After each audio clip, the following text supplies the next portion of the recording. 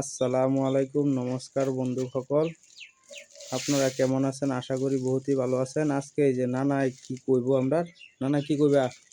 মানে রশির বিষয় কইতাছি। হ্যাঁ দেখেন মানুষের রঙিন টিন কিনে আনলে রশিগুলো ফালাইয়া দেয়, ছাইছে মানুষ সমানে ফালা হ্যাঁ ফাললে কিন্তু দরকার নাই, এদি ফালাইয়া দেয়। ফালাই দে আর কিছু লেপটিনও ফালাইয়া দেয়, মাটির মধ্যে ঘাড়ে ফেলে কষ্ট না জিন্দিগি। না। আর আমরা আজকাল দেখুন এই যে রশিটা টানলে বানতাছি, হ্যাঁ জীবন পাট্টা দেবো গা।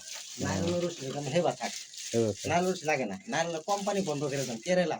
কেরালা আসামও এই ধরনের একটি কিংগের রশি ঠিঙ্গের আরো রশি ভালো আছে। না। ফলো করুন যে শেয়ার করুন যে আরো যত বেশি বেশি কিংগের রশি মাছ না ফেলায় আর আমরা হয়তো চাংটা করতে পারি। এটা রাজার লাগে ধন্যবাদ। হুম।